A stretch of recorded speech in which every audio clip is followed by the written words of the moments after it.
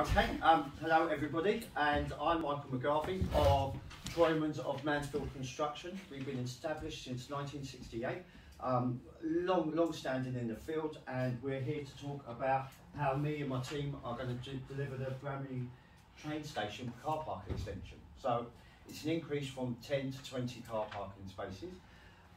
If you see here, this is the area. There'll be 10 spaces on that side, 10 spaces on that side. We will maintain the road into the existing car park there during the whole course of the works, and we'll be taking out 9 storage bays there, car parking bays there, and 1 bay there. That's to allow for storage, and this is for our site welfare layout. Members of the team will talk about storage and the cabin and the welfare layouts as we go through this. Location of the cabins and why we have stored them where we have. We knew we had the opportunity to take 10 car parking spaces out, and we didn't want to waste to try and have to fit our cabins and our storage in that space. So by taking this sneaky little 1 car parking bay off there, we maintained the 2 disabled bays for network rail, and then it allows us to fit 2 10-3-metre cabins in there in a 12-metre space. With regards to our storage, because there's only a 6-week project with 10 to 15 people on, maxing at 15, averaging 10 or below, we are going to have just fencing and groundwork storage because there's not a lot, it's only a car park extension. We've got our welfare separated, and traffic management and how we get in and all out of that will be dealt with later. Okay, so that is site plan of where the works are. We've obviously got the works on the A150 going on, and the locations of the cabbage, and I've told you about our storage requirements. Now I'm going to hand you over to Luca and Alahan, who are going to speak about our site security. Hello everyone, I'm Alihan. So I'm going to talk about the site security including system. We are going to keep people off site using access control, and that will be card access reader. Other one for detecting intruder, it will be a CCTV system, camera system. Apart from these options, our backup plan is going to be intruder alarm system. And I thank you very much for listening. I am living my place, Michael. Yeah. So it's that, Michael. One thing worth saying that there will be hoarded areas around all the site compounds, with gates going in and pedestrian gates going in. Thank you, Michael. Okay. Michael will now take us through our emergency procedures and arrangements. Hello, my name is Michael. Since this is a very small, very open view site, in the very unlikely event of a fire, the evacuation protocol is as follows. In the event upon hearing one of the 2 hand-operated fire bells, we have one here and one here situated near the welfare facilities, and one near the entrance of where the works will be actually occurring. All site personnel must cease what they are doing at once and follow the fire escape signage, which are placed strategically all around site. The signage will lead all personnel to the designated muster point, which is just here, clearly showing here the muster point, which is about 20 meters away from the actual site. In the event of a fire that a fire is seen visually, any personnel must shout fire to alert those around him or her. As this is open view, there's no need to use a push button alarm. It would be a hand operated one. I will be the fire marshal on this job, so I will be designated to call fire and rescue in the event of an emergency. The firefighting equipment, such as the portable fire extinguishers and fire blankets, are to be used as shown in the diagram, which was up here, but they are also situated conveniently strategically all around site. All fire escape signs will lead to the muster point, as I've already said, situated 20 metres from the site. Once at the muster point and I'm satisfied that all the personnel have safely evacuated from the site, a register will then be taken to make sure nobody is left behind, for example a roll call. And also when the fire brigade on site, I will liaise with emergency services to provide any information and advise on how to proceed, making sure to show them the roll call. The fire service access is via the only entrance, which is off the A150, so they will come down here and they will, we have a bay here specifically designed for the fire and emergency services. We also have another procedure, whereas if the injury is too excessive and we need to call in a helicopter, we will block off the A150 here, and we will be landing a helicopter here, and we will be evacuating whoever needs to be evacuated that way. Do you have a list of potential other emergencies? You've said about the helicopter coming in. Yes, I mean, of course, we have a lot of potential other risks because we are working so close to a train station. We have the potential to damage the 25 kilovolt overhead line. We also have a potential train derailment. There's potential damage to underground services, potential asbestos underground, potential of unauthorized access from a member of public onto site, potential of an operative hit by a moving vehicle. Pedestrians could also be hit by a vehicle, so there's many other potential risks on this site. Yes, also just leading on to that, any mechanically propelled site plant will carry an appropriate fire extinguisher as well. And yes, we do also have an accident procedure, which is stated up here, and Michael will explain that further. Yeah.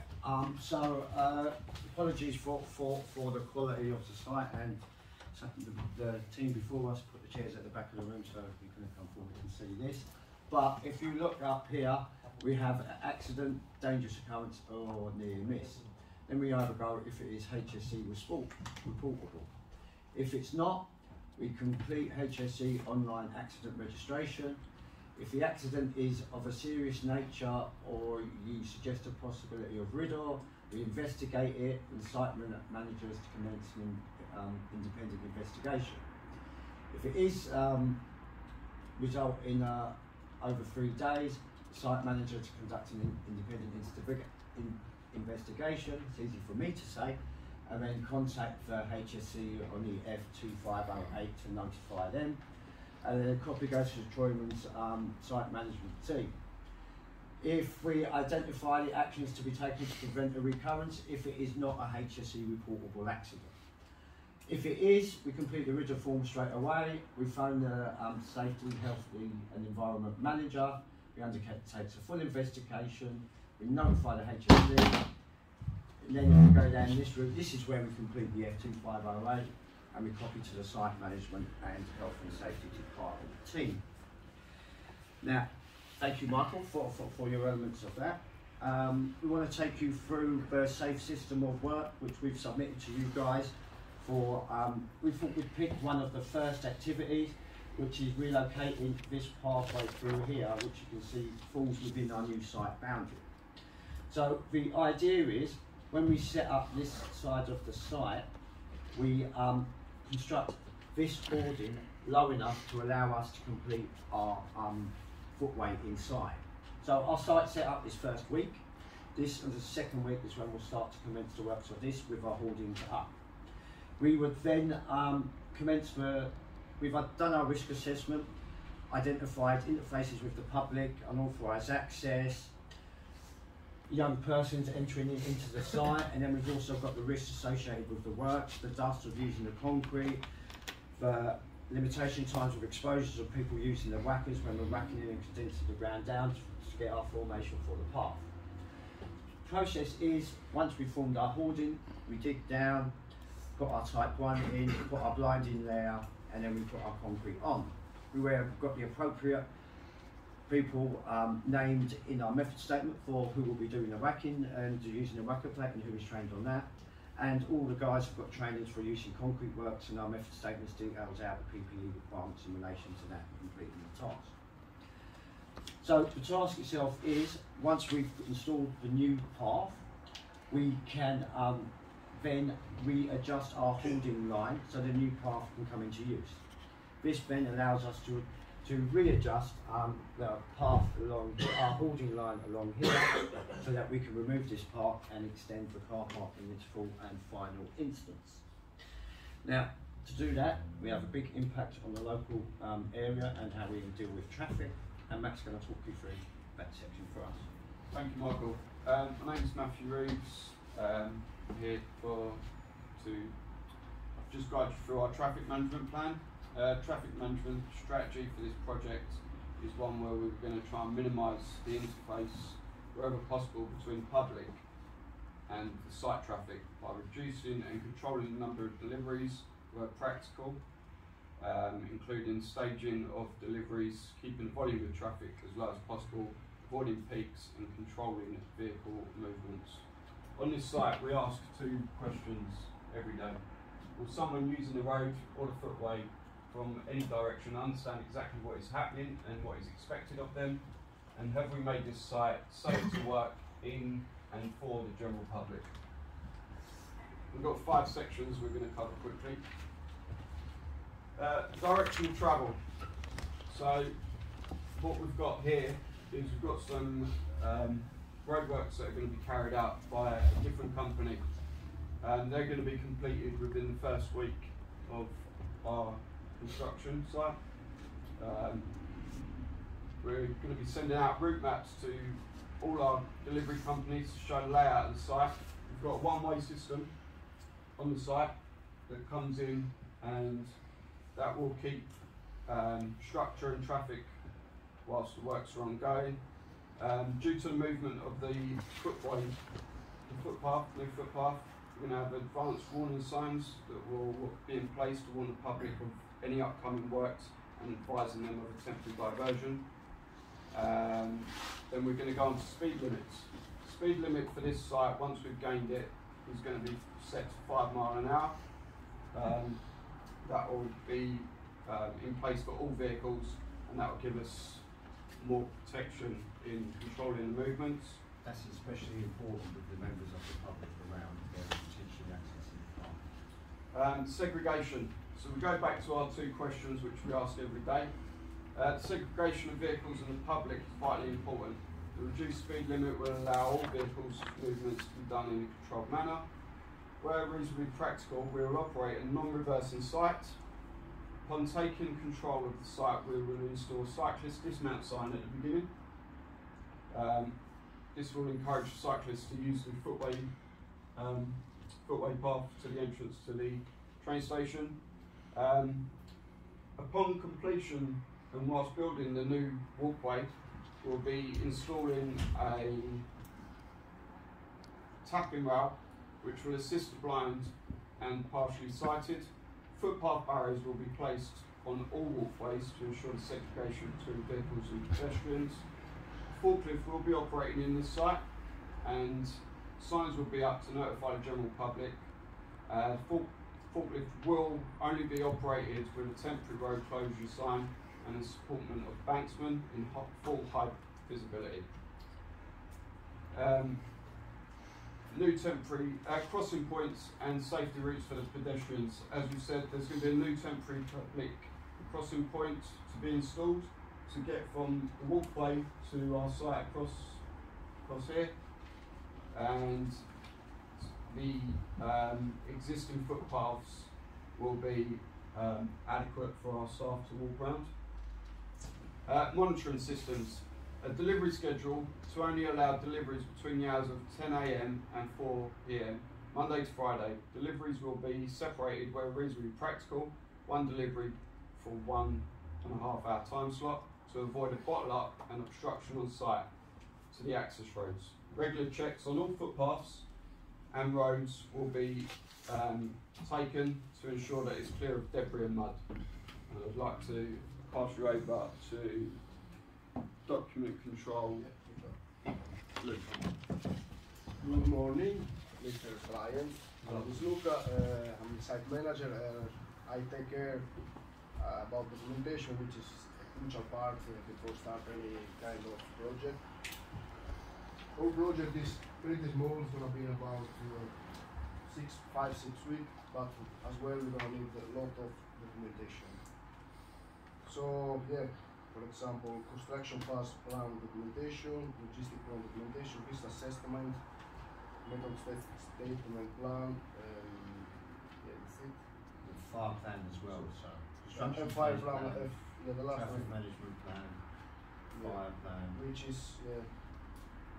Okay, so we're gonna need about construction past plan, the safety documentation, which includes the safety permits, risk assessment, safe work method statement, induction and pre-qualification, safety checklist, and yeah, a little more, but we don't have time. Quality document, which includes defect management document, list, test required, quality checklist and report. We're going to do a concrete slab because we need to extend the park, so it's good to have even like environmental documents, which includes in our case concrete masonry documents.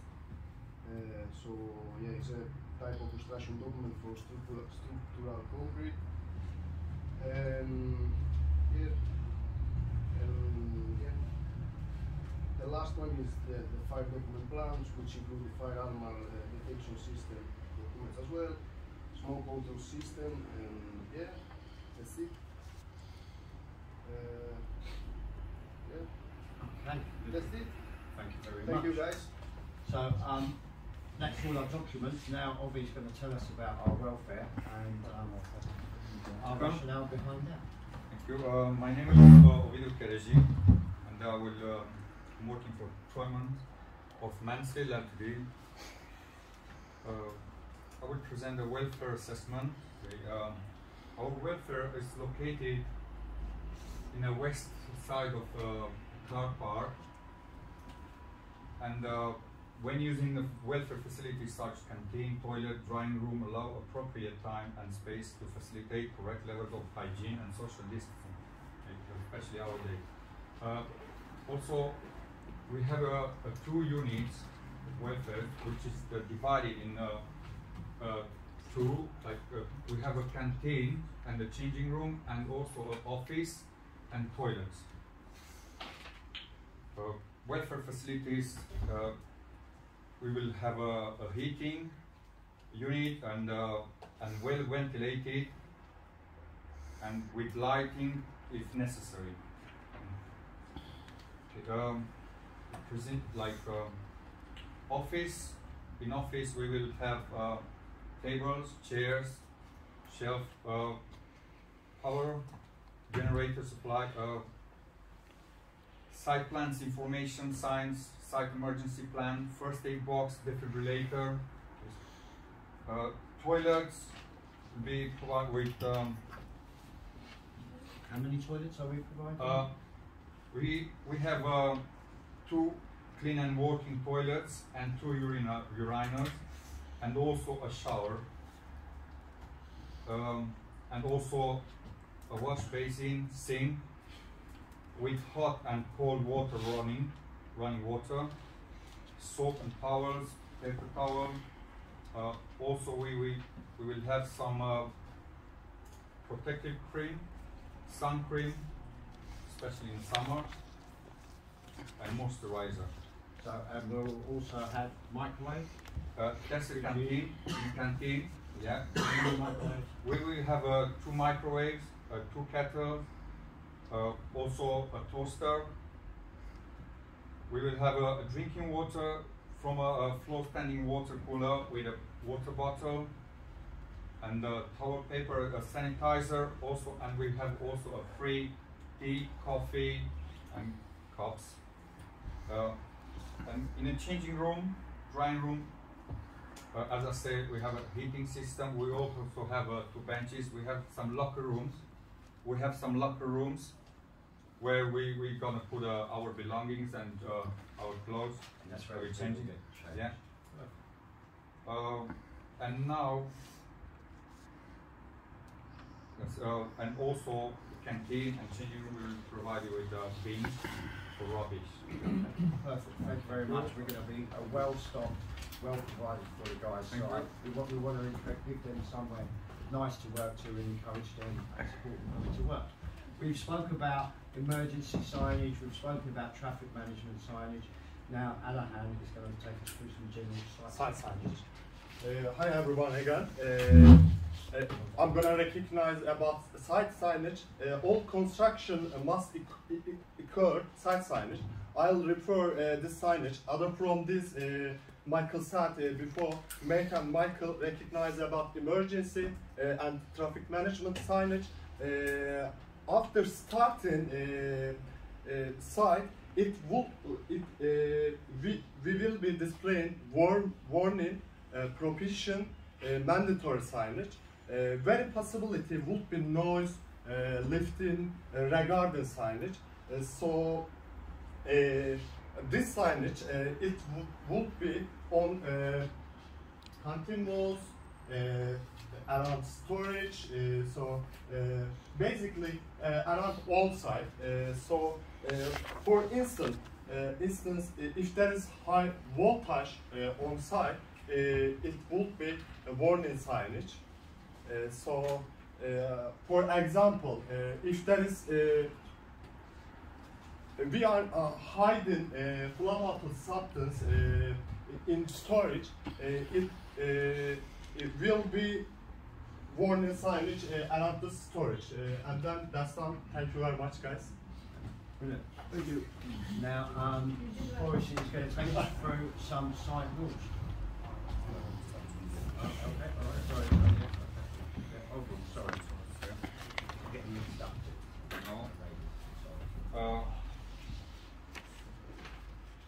Just to name some of the site rules, and as we all know, every year thousands of people are injured on construction sites. We need to follow the rules and stay safe. And just to name some most important site rules. In first place, I would like to mention, because you are responsible for your own safety and safety of others. I would like to go through a few main importance which are going to apply on our side. How many site rules? Is it about 30 we have in total? We don't want to bore you, so we'll just go through. I can go through as many.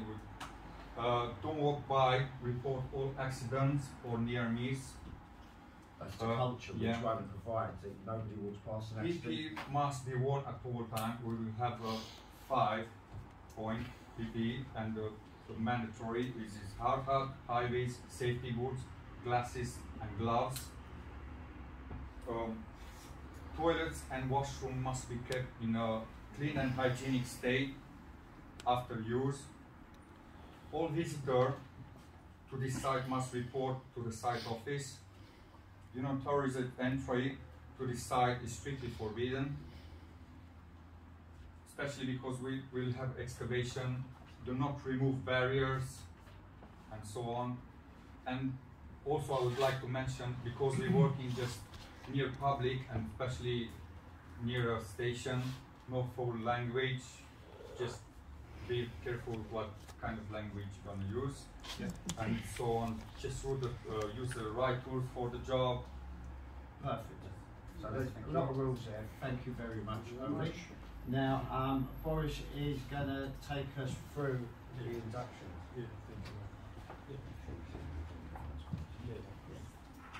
Hello, I'm Boris. I'm first area. This induction going to communicate essential information regarding the site, the working methods, and health and safety management. All inductors have to prove full understanding and prove CSS card and to be able to work. Our site gonna be open Monday to Thursday from 8:30 a.m. Up to 5 p.m. Friday we're gonna do the same, but up to 4 p.m. 1 hour less. Anyone who want to work for more hours or additional weekends, gonna talk with Michael, which is the project manager. All personnel must sign in and sign out every day. Sorry. Must to remember everybody to use the canteen facilities and 5 minutes to go. 5 minutes.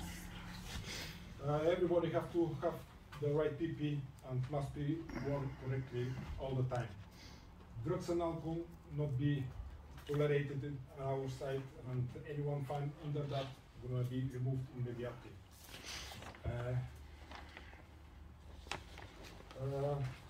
The first site box is going to be in the site office. The site accident book is going to be located as well in the site office. Any accident is going to be reported straight to the safety supervisor. Parking only be allowed in the designated areas. And yeah, to be quick, any question before sign is going to be. So now I think we just want to speak about permissions and notifications. Yes, I'm conscious of the time, and we've only got 4 minutes left, and we've still got to go through anything else, which is a lot of points. I'll run through them quickly, just so we can get them all in. Yeah, yeah. So we've obviously notified the local utility providers, the local hospital, the local council, the environment agency. We've contacted Network Rail because of the proximity of the train lines, and also the Civil Aviation Authority because of the proximity of the airport, and you can see the airport spur road there. Lots of people to notify. We've obviously done the HSE and the F10, and there's other people to notify that we haven't quite listed here. Now, is there any words that I missed? The Civil Aviation Authority and the Environment, Health and Safety. And the F10. So to wrap us, and the insurers. To wrap us all up and to make sure we've included everything before we finish, anything else that we've done is the tree that is removed is part of our first week's work. We're going to relocate it and plant 2 trees outside the site boundary to give more back to the environment. We're going to be members of the Considerate Contractors Scheme, so we can keep the local neighbourhood aware of what's happening and what's going on the site. We're going to encourage operatives to use the train, because we've got a train station on our doorstep. It's better for the environment and better to get people to come in. We're also looking to steal somebody else's idea and use the local labour for unskilled labour to reduce the environmental impacts on coming to the job. And I did have another bit of paper with another 3. Somebody stop. So we're going to have no noisy works before 10 AM. And we're not having any cranes on site, and the welfare cabins are going to get lifted in by hire due to the proximity of the rail and the airport. We've now, in our scheme, maintained both disabled car parking bays, so this is better for the public and people attracted to Network Rail. We've located the cabins separately to provide more storage because we've got the footprint of the site to do it. And did I mention we've got a defibrillator on site? Just in case if anyone works it. Yeah. Is there anything else that I forgot? I don't know. No, it's okay. Okay, so thank you for allowing us the time to present to you. Thank you guys, thank you. Right, then let's fly straight into questions. And who's got the first question, please? Yes, Aldo. Aldo, always Aldo. No charity donations first. I'm the client, I'll pay you, and I want to know when my project is going to start. You didn't mention that. So we on the aim of this project is we're focusing on the actual work and getting the job completed in a timely manner, and projected if we get it done in 5 weeks instead of 6 weeks, it could be a 6 or 7 grand savings to you guys, which you then donate to the local charities. Okay, thanks. Yes. Yeah, so obviously basically extending the car park due to the increase in people using the actual railway station. With taking out the 10 spaces to use for storage and everything, how are we going to facilitate the traffic management needs as it has become quite a busy station to use. So it was part of your contract tender documents that we was allowed to relocate or take 10 car parking spaces for storage. With the opportunity of moving our welfare and providing it elsewhere, if you are now looking to maintain some of those car parking spaces, we could potentially look to give those back to you. So if you want additional car parking, because we've located our welfare where we can provide it. So we'll look into that for you. And I think we should have a successful solution. That's fine, thank you. Would anybody else like to? Yes, sorry, in your emergency plan you said if you had a helicopter coming in and you're going to block off the A150. Yes. Who's going to be blocking off the A150? And well, if we have an accident and it's serious enough for the emergency services to come along, the ambulance will be there and the police will be in attendance, and it will be the highways authority that will be actually closing off the road. We've also got the backing of the network rail that we're going to use their crossing, which will literally shut down the access. Okay. So one section will be automatically inoperable. Yes, that's great. I heard that you said you was going to link one of our ideas in terms of sourcing tradesmen locally. Yes. What systems do you guys have in place to do that? We'd be advertising in the local job agency, and we'll be also using the online facilities, which are more commonplace to be used these days. Yes. You indicated your access would be from the main road, which is High Speed Road. I don't know how. But this is the dual carriageway. This is just a local A road. That's the dual carriageway. So it's not high speed. It's just local road speed. Yes. Just the last one, like regarding the signage, you haven't mentioned like which three documents which have to be like displayed over the side, so that we don't get the fine by the HSE. Yeah, £1,000 fine. Yeah. So that's the F10, the health and safety at work, and public liability insurance. Where are you going to display that? In the canteen and on the site. In the canteen, around storage, basically around all sites, yeah? So it will be displayed, as Alahan did actually describe it in it. We would have those on the site notice boards, and one would be in the welfare compound and one would be in the actual site area. Yeah. Obviously you're basically working between, you are working between a railway and a dual carriageway motorbike system. I'm just wondering about what protection you have in place for hearing.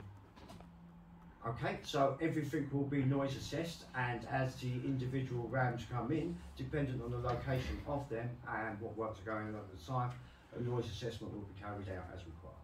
But it is, trains are once every 15 minutes.